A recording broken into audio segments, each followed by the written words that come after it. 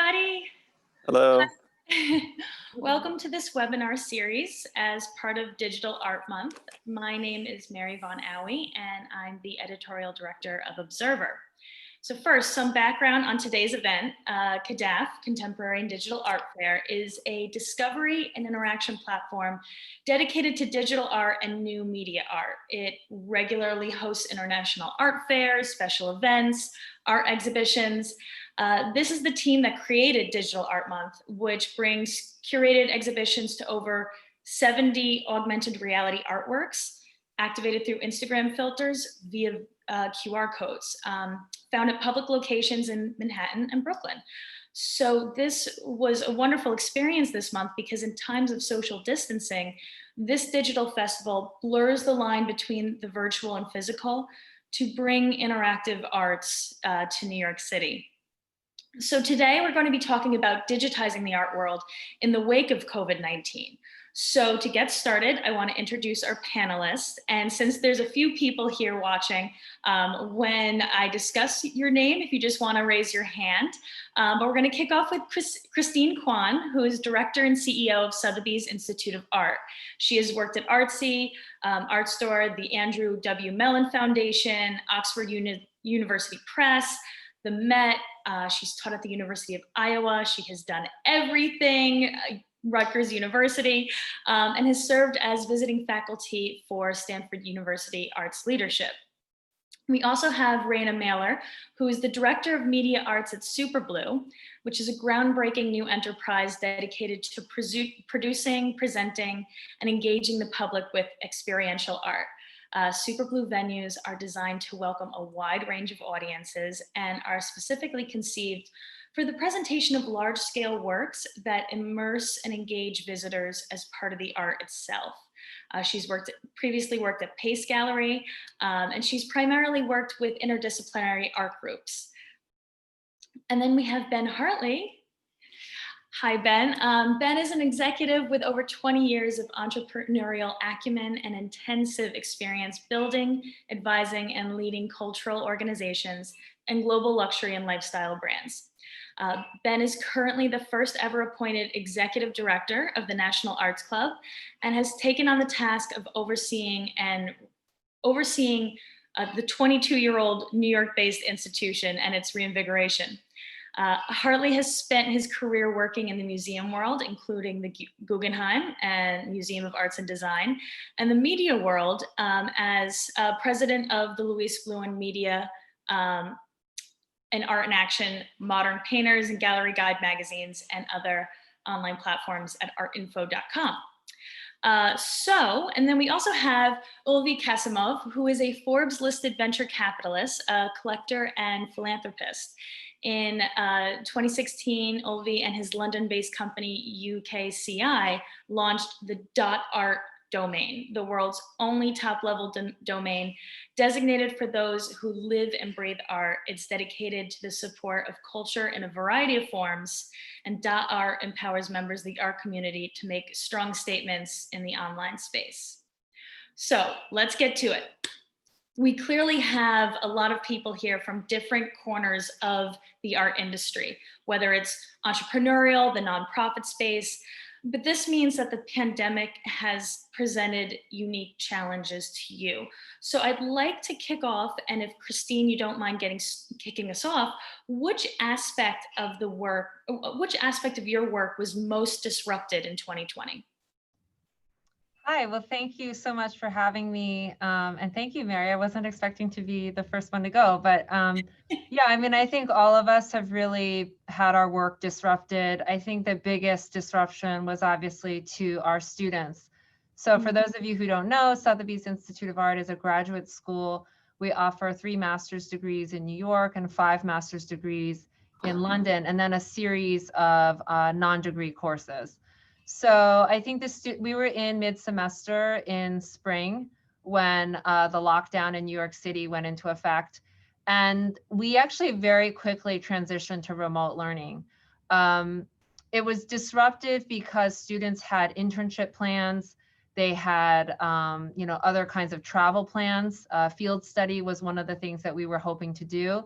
and those things couldn't move forward. But I also think there was a little bit of a positive outcome, which is students really found it very enjoyable to be able to work from home and attend class from home and have that flexibility of not having to commute. We also heard from students the fact that we are able to record the lectures. We cover very complex content. We have very important international guest speakers. The fact that they could watch that over and over was a huge value add. So there were some positive outcomes. And then over the last few months, many of them have secured remote internships and things like that. So it was disruptive, but I also think we were able to find some positive outcomes as well. That's great to hear that there's silver linings and you can find ways to engage with students that way. I want to move the question over to Ben as well. What were the toughest challenges there for NAC? Sure. So we are a 122-year-old organization, and we might call ourselves a 122-year-old startup. We have been on Gramercy Park. We're physically located on Gramercy Park in Lower Manhattan, and we have an old historic clubhouse, but we also own a 14-story building behind that. We do 150 programs a year, 40,000 people come here, members of the public, and then we also have a private club where our members come. So all of that was disrupted come March 16th when we closed down. We were a physical presence first, digital second, and now we've flipped that completely. To come to our public programs and to come to our club was to be part of a community. And that's what people lost. And so recreating that online and seeing what can be achieved into the digital spaces has really been what we've been doing going forward. Our club was, Raina's going to talk about immersive experiences. We're the original immersive experience, right? An old historic club. When I used to work at the Guggenheim, we used to talk about, a great museum, a great cultural experience is like going to Disneyland. You have 5 great rides. You have a couple of exhibition rides. You have a food ride, an education ride, some interaction ride, engagement. If all those things work together, you have a great experience. And that's what we had. And losing all of that during COVID made us reinvent ourselves faster than we would have done normally. It's meant that over the last 6 months, we've now done 100 programs online. We've had over 60,000 people join us.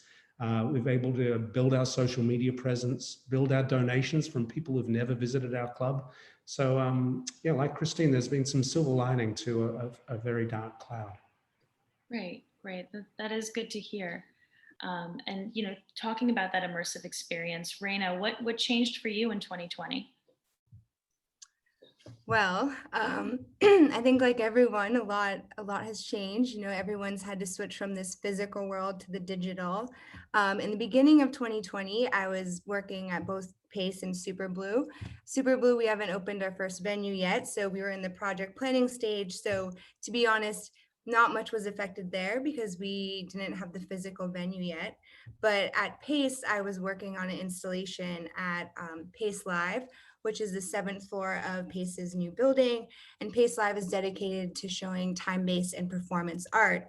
And we were going to have this live performance between Drift's new artwork, Ego, which was this really beautiful textile box piece that was attached to motors that shifted and morphed. And it was going to be in collaboration with Lee Ronaldo from Sonic Youth. And he was going to, play in response to the movements of this artwork. And that was supposed to be March 13th, so a few days before the city officially shut down, but Pace made the call to cancel that event, close all of the exhibitions. And that was it. A month later, we had Drift and Lee live stream on Instagram discussing that whole experience of all of this like excitement and anticipation of what the collaboration might be. But now we would be prepared for that sort of shutdown and we would just live stream that event. So I think we've all learned in 2020 how to become more virtual by having, online viewing rooms to promote sales, online exhibitions to showcase works. So we've all evolved to this digital realm, from the physical one. Great. And Ulvi, did dot art experience disruption and this similar in 2020? I don't like, as a former Soviet citizen, I don't like any disruption or revolution. I believe more in evolution. So yeah, it's accelerated. Mhm. Our revenue, all our operations quadrupled during pandemic, but also pressed all our plans, which we planned for next 5 to 7 years. Now I understand that we have executed in this or maybe next year, because we have huge demand on our products, and actually we have good predictions for digitizing of all art world. I think it is good moment for general for culture industry. I'm not talking about visual art. It's about writing, music, dancing, everything which is related to culture. Right, right. Absolutely. So, yeah, I have a couple pictures. If you like, I could share. Maybe later. It's infographics which we prepared actually 1 year ago for big conference which Alibaba provided in their headquarter city in Hangzhou last year. So the name of my presentation was how to bring $1 trillion to art market. Mhm. And they were just 2 pictures and infographics. So if you like, I can later share with you, because I don't know how to send into chat that pictures. Well, maybe if there's time, we can pivot to that, certainly. And I also just want to let the viewers know we are accepting questions. So we'll save some time at the end for questions from the audience. We'll hopefully be able to get to most of them. We may not be able to get to all of them. While I'm asking questions, I may see something that I see a viewer chiming in, and I may, add some questions, sprinkle them into our conversation, but we will have time at the end for more questions.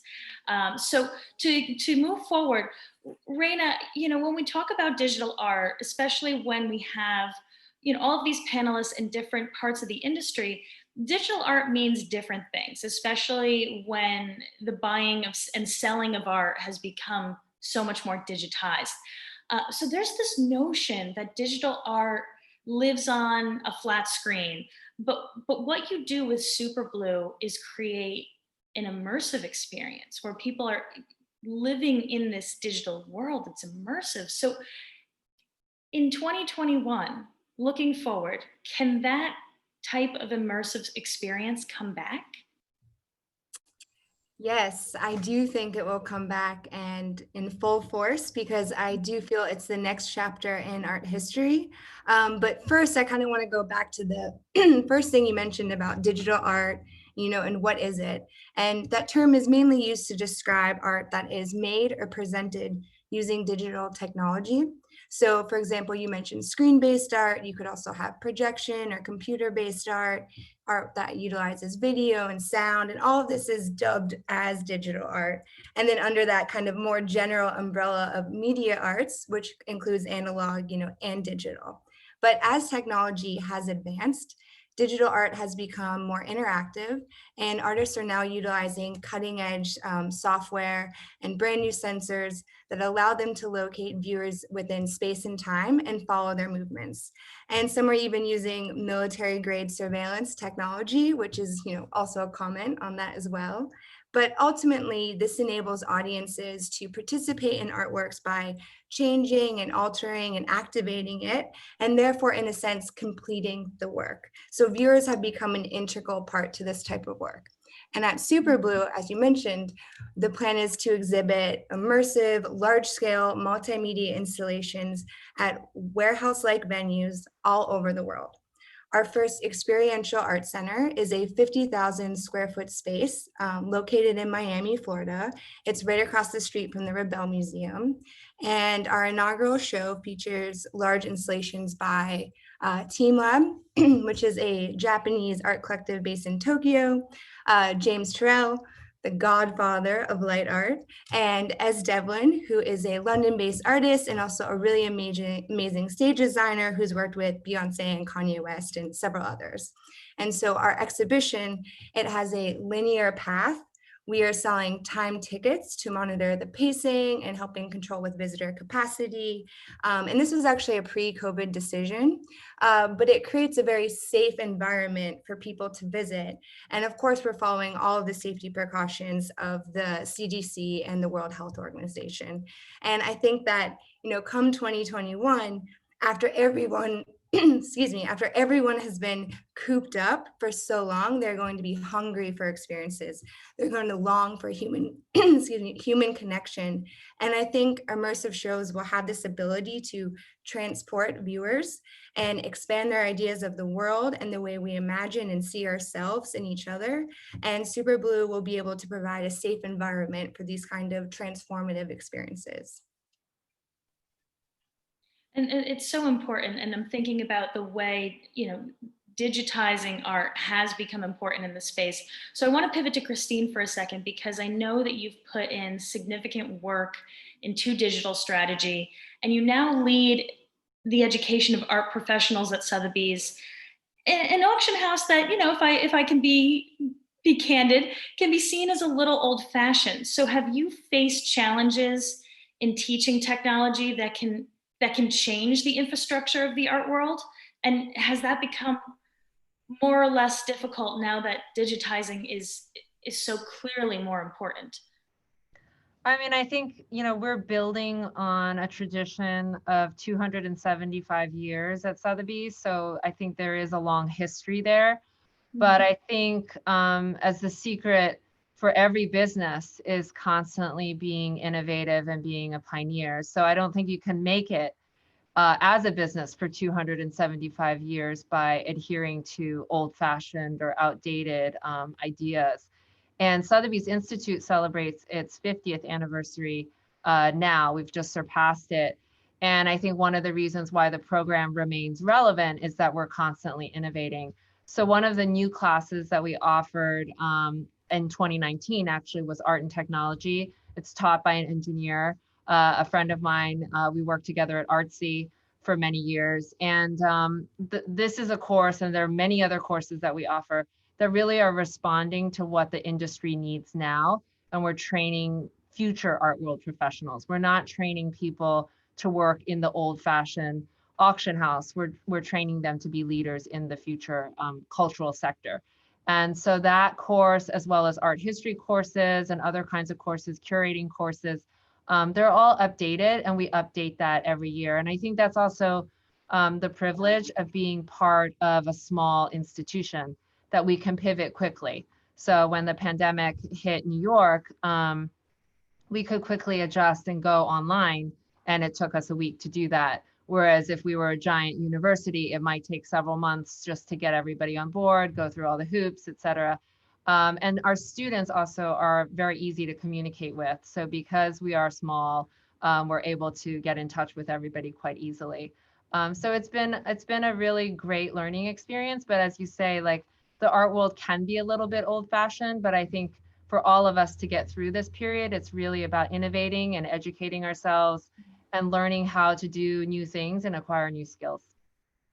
Well, I think what's so great about this group here is that you had to be nimble in this space. I mean, the industry faced so much more disruption than ever could be anticipated. And it really required people to innovate to stay afloat, because the old ways of communicating had to change.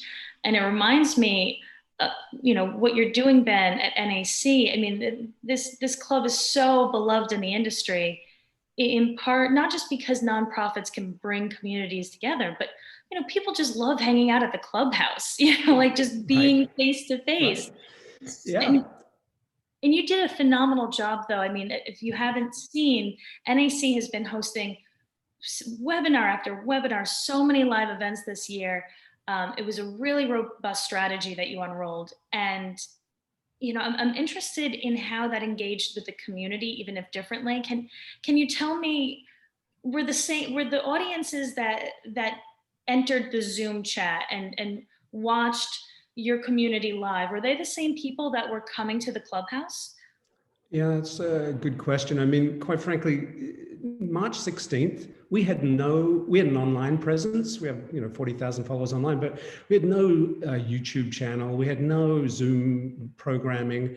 And the lessons that we learned was we discovered over the last couple of years doing strategic planning that our role is as a connector. We are supporting others in the arts. So we bring together every 2 months, we bring together arts leaders, executive directors of nonprofits across the tri-state area. We bring together cultural attaches. These are people who are representing their country and their cultural programs in the city. And as opposed to everywhere else I've worked in my life, we don't have one person or a department that does the curatorial programming here. We have 15 arts committees: dance, theater, music, art, and technology. So our pivot was to utilize that network. The moment we went into lockdown, we had a staff of 2 doing the background on Zoom, but we turned to this community and we said, we need programming.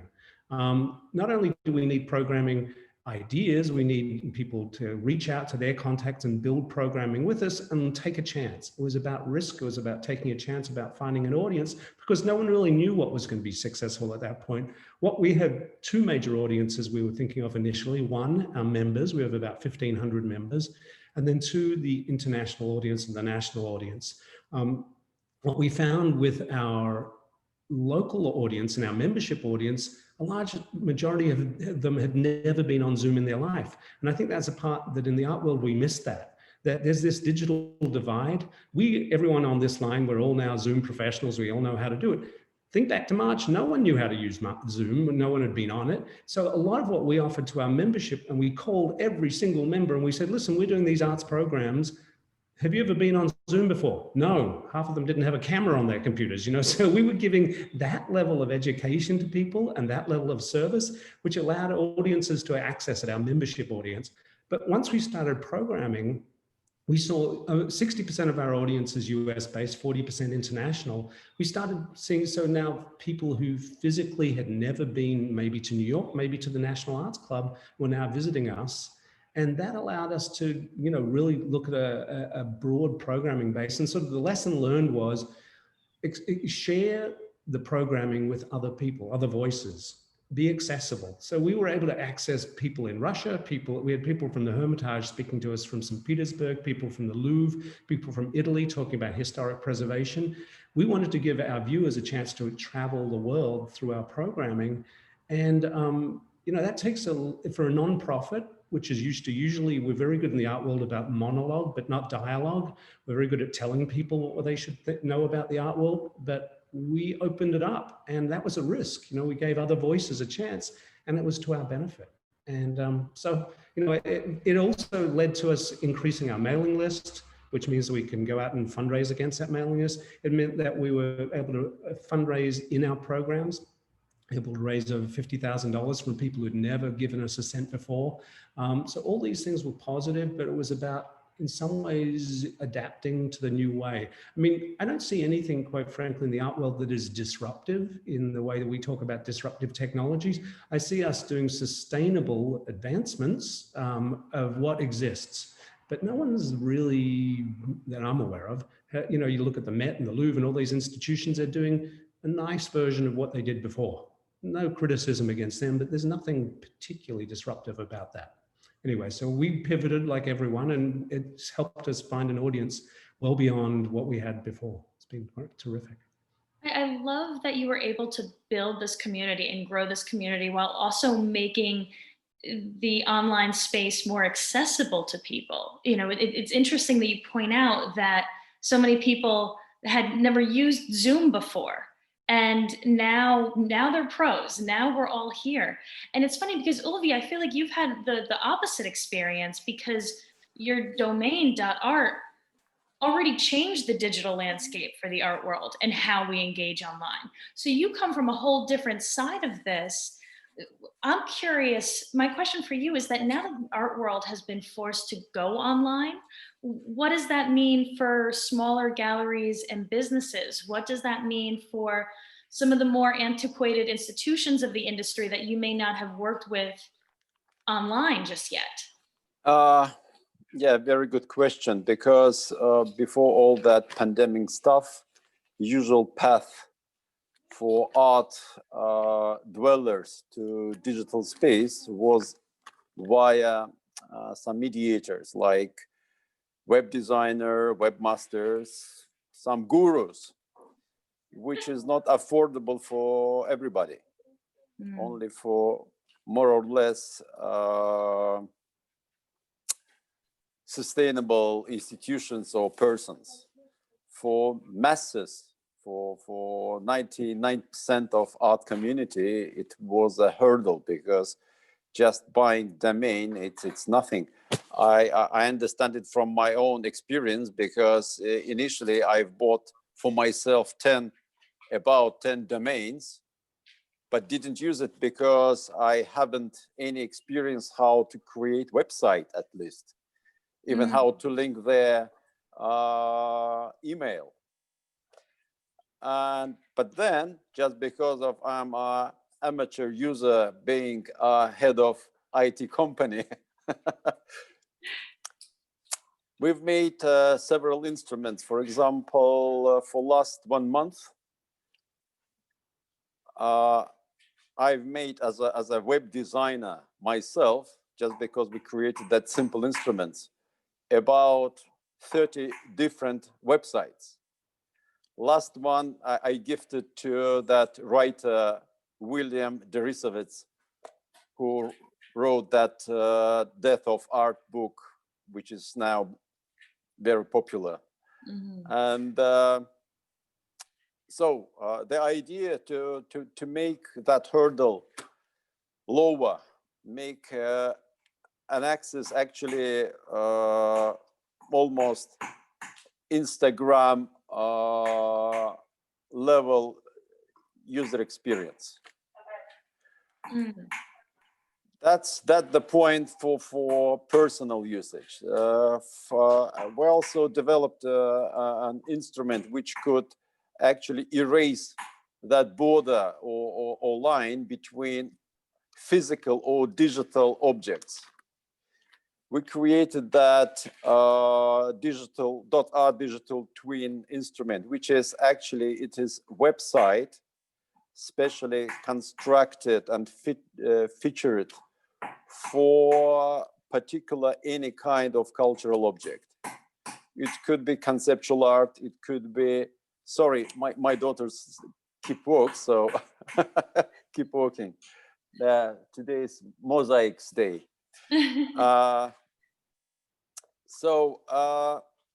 And I see, for example, we use that digital twin instrument in Kadaf, very successful. Then with Kadaf together, we actually organized and provided this year Ars Electronica completely, because they were very frustrated because of all that online things, and we were real organizers. I mean, Kadaf and .art team.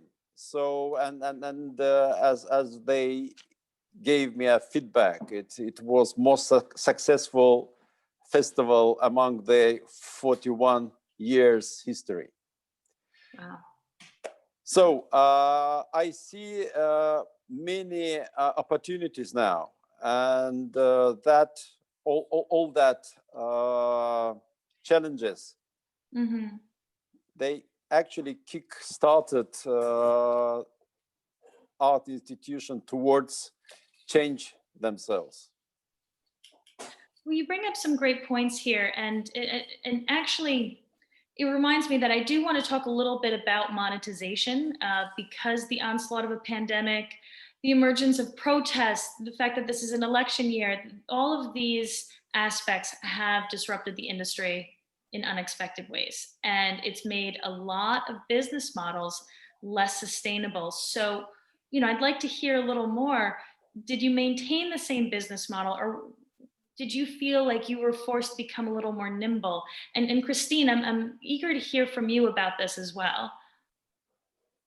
Sure, and I think we've all seen, you know, how challenging it's been for the education sector, particularly elementary schools with young children, where, you know, screen time maybe isn't the best medium for teaching young children. For the Institute at the graduate level, we've actually, as I mentioned, found a lot of benefits to the digital format. It's given a lot of flexibility to our international students. A lot of our students, we've always been an international school, and a lot of our students felt more comfortable and more safe moving back to their home country during this time period. They did not miss a single class. They did not miss any discussion time. We've also really expanded our non-degree online offerings. And so that actually grew during the pandemic. Probably like many of you, I mean, people are at home, they want to educate themselves, they have a lot more time on their hands. And so really learning about art and art history and art business became very attractive and appealing. And then we also pivoted, we have a pre-college program for high school students that we launched 2 years ago. And this year we made that a virtual experience. And actually students and parents absolutely adored this opportunity because a lot of the arts programming at their local schools were cut, and those courses were not transitioned to online. So the fact that Sotheby's Institute was able to offer arts programming over the summer for high school students was really attractive. So yeah, there's been a lot of adjustment.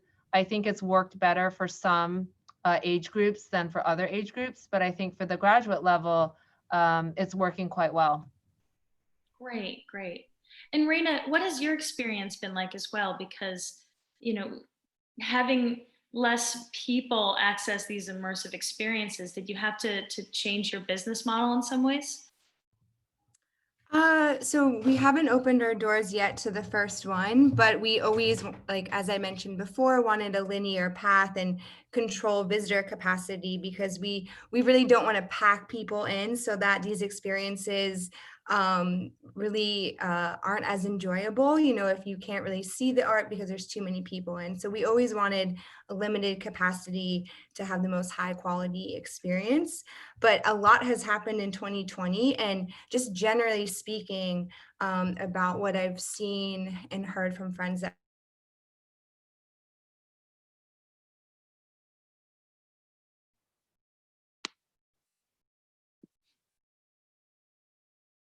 I think we may have lost Raina for a second. Okay, well, we can jump ahead. Wait, are you there? Raina? Hello? Yeah. Hi. I think I lost you for a second. Okay, did I freeze? Sorry. Oh, no worries. Okay. Well, I was talking about how galleries and cultural institutions just generally were reassessing and kind of self-auditing in regards to diversity and inclusiveness, and looking at their artist roster, exhibition schedule, programming, and even staffing. And then simultaneously, amid the standstill from the pandemic, galleries and artists had to find new ways of engaging, you know, with audiences through digital platforms. And so galleries, you see, they move towards online viewing rooms.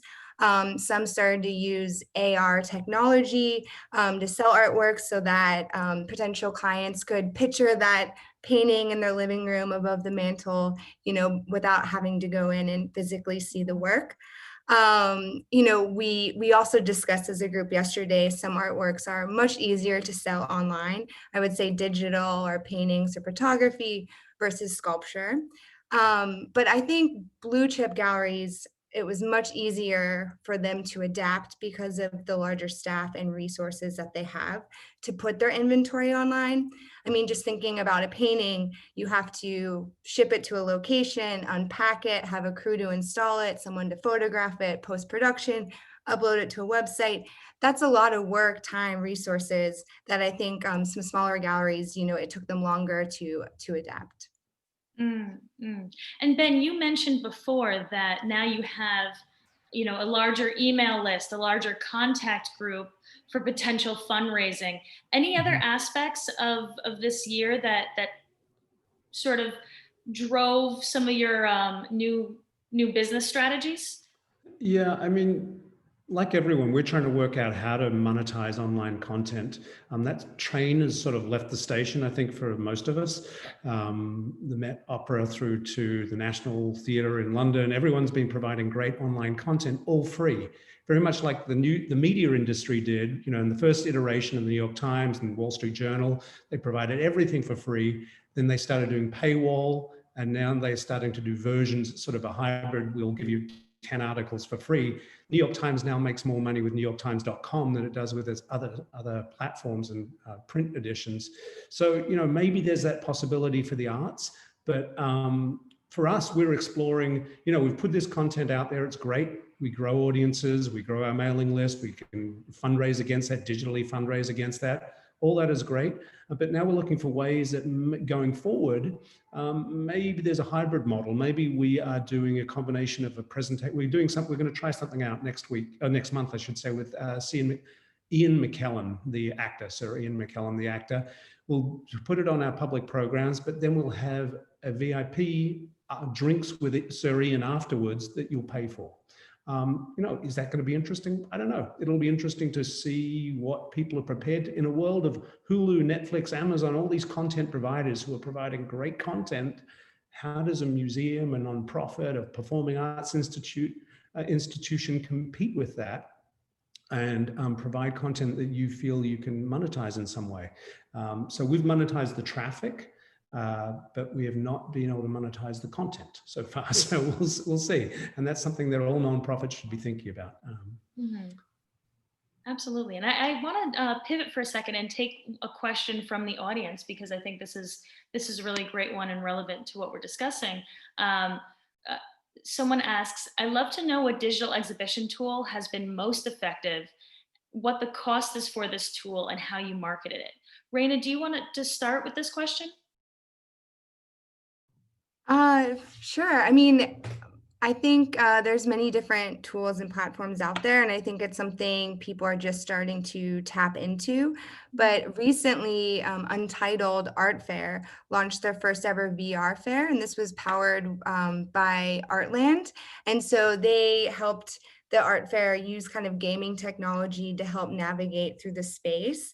And so it was a really dynamic and engaging show. So I think that's something that's kind of just being discovered now. It's who to partner with in order to be successful. Absolutely. Ulvi, do you have anything you want to weigh in on this as well? If there's a certain exhibition tool that you've noticed in working with .art? Well, actually, there are. I agree. It's so much different solutions. The question is what kind of exhibition you want to do, and it depends on your exhibition features rather than from instrument.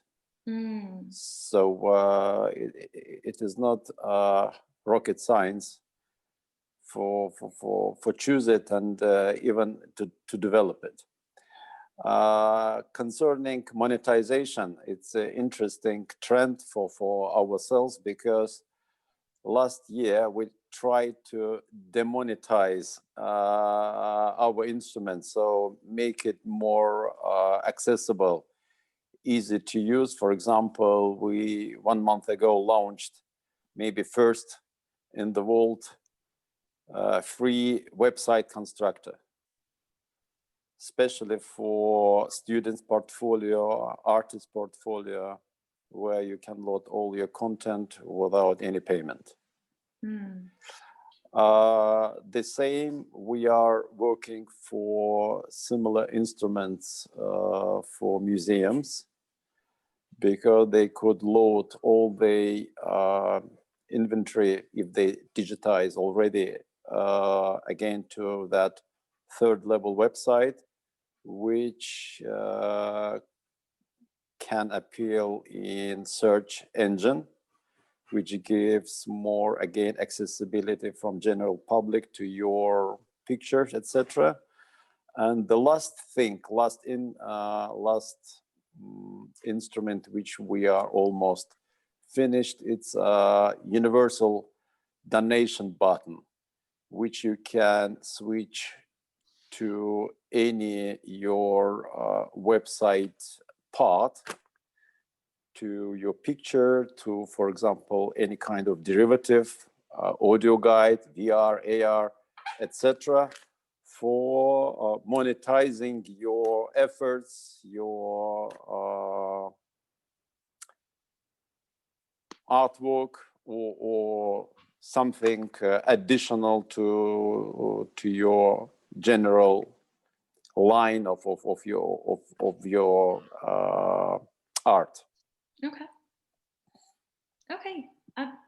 It's interesting because, you know, we're looking at these different business models, and I want to look forward. I want to ask what's next, because in your industries, what do you think digital art fairs, auctions, shipping is going to look like in 2021, assuming the pandemic is over?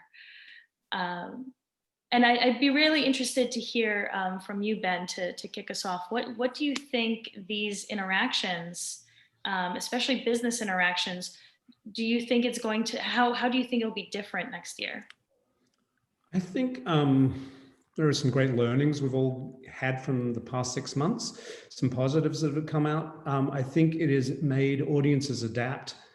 Audiences and organizations adapt technology and utilizing digital in a way that they wouldn't have done before. The resistance to the way digital is integrated has fallen away largely. And so I think, you know, the question for many organizations is, once we go back to in real life, let's hope, world, what gets left behind? And for us, we're considering that. So we do our live programming in our spaces here, but we have also this global audience now. We don't want to leave them behind. And so, but we know that live taping of presentations can be really dull viewing, quite frankly. You don't want to have someone walking through the camera shot, bad lighting, you know. So what is it? Is it a hybrid? Are you doing a special program for Zoom online? Are you doing a 15-minute version? Are you repeating the same program? We feel, you know, from our standpoint, that there is an obligation to continue the online work that we've built. These 100 programs is 60,000 people. And we've learned a lot. We've learned that it doesn't really matter when we schedule, what time of the day. We have more people viewing our programs on our YouTube channel than we do live.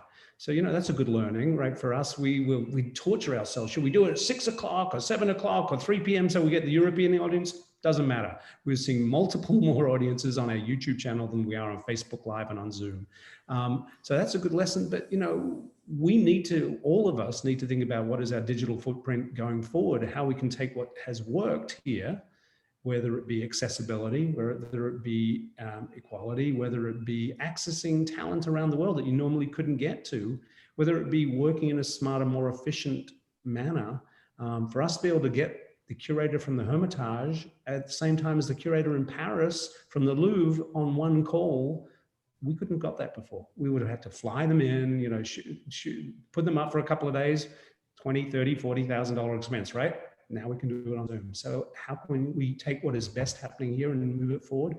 That's what the challenge is now, and it'll be very interesting to see where a lot of arts organizations go. The word that keeps coming up in this conversation is accessibility. And that makes sense. I mean, in many ways, the digitization has become the democratization of the industry. It's creating more accessibility to many more people, and it's oftentimes driving the conversation. Now, we've had some really important conversations this year, given the pandemic, given protests for social justice. There are many conversations that the art world clearly doesn't live in a vacuum and has to engage with these problems going on too. So we touched upon this a little bit, but I'd also like to hear from everyone, how can we leverage digital art to make an art world that is more accessible and more equitable?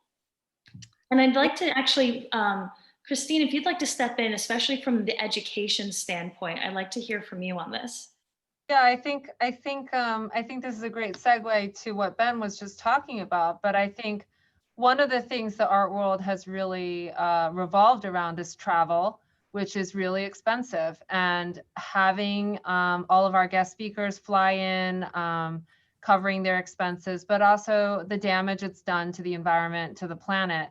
we've actually seen in many of the scientific studies, the planet has been healing as a result of, people traveling less.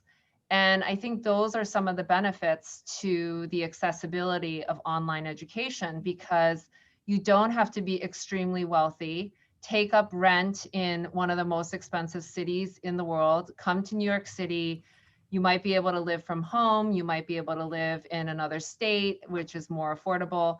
The other thing is understanding that we now live in a world where people may want to pursue education while they have a job.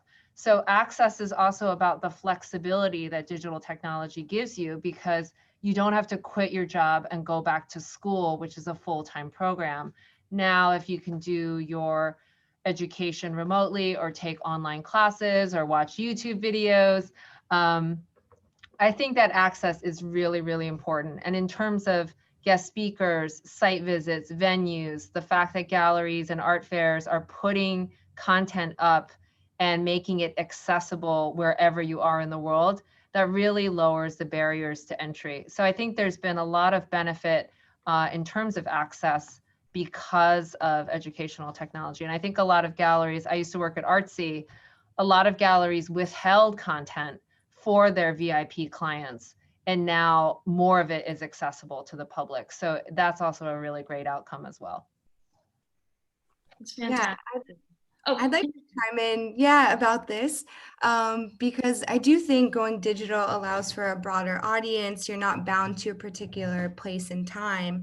But this idea, ideas about accessibility and equitable, this is exactly what Superblue's mission is and what we are trying to accomplish. We are not selling objects to the top 1% that typically can only afford to purchase and own and collect these types of works. We are selling tickets so that anyone can, take their family and see a show. And also with our business model, artists are receiving ongoing royalties from the ticket revenue shares. So in the US, artists don't typically make any money when their work is resold on the secondary market or with auction houses. So our business model is more in keeping with music or film industries as well.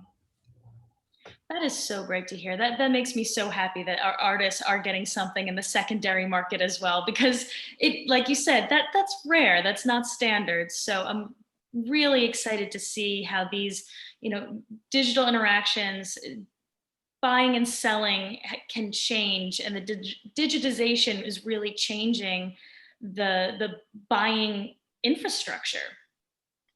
So that actually brings me to my final question before we get to audience questions.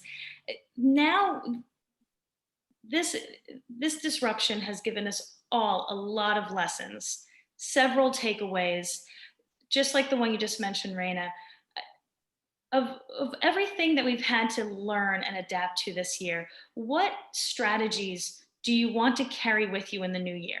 Even when we don't have to worry about a pandemic anymore, hopefully, which aspects of your new business model, your new strategy, do you still want to carry with you into the new year? And Ulvi, would you like to kick us off with this? So you want to know my top secret? Absolutely. So for next year, it's a continuation of this year. Well, more accessibility, more democratization, because today most of art-related individuals, they're actually very dependent on Instagram, on that big social networks, which actually it's not a secret. They're grabbing their content, which is a treasure, which is the valuable stuff which art community is producing. It's just content. So we are against that. So my motto is not freemium, but fairmium. So to make things more fair than they were before. So giving personal space where all your content converts in your belonging. That's our general line, which we will keep providing and developing. And for next year, for example, our plan is growing for 10 times. No easy plan. You love a challenge. Well, actually, it was about 30 times, but I reduced that. I like to look on things from a real angle. Yeah, but it is the true, because, for example, we didn't plan to real pushing our digital twin. We thought that we next year will use that in trial mode. But for example, from last week report, I found group of Chinese artists. They are using digital twin.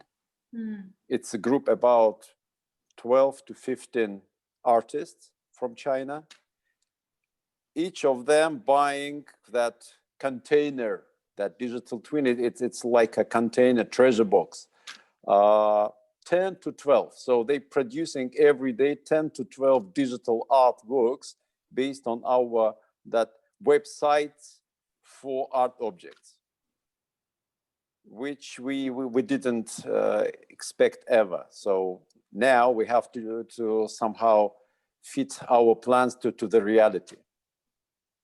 Makes sense. I mean, we're going to have to be nimble even in 2021. Yeah, and absolutely. Christine,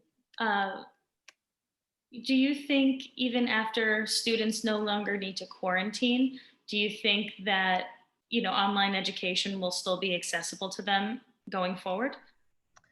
It's a great question. I actually think students, we've heard from our master's degree students this semester who keep saying they're surprised by how much they enjoy online learning. I think a lot of people are used to in-person classes, and then they discover this was a huge benefit.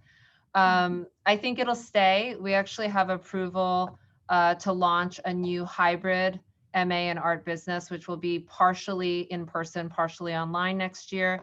I think people are going to see that there are benefits, and there's a benefit to every medium. There are some things that can only be done in person, such as object handling, connoisseurship, really examining objects in person.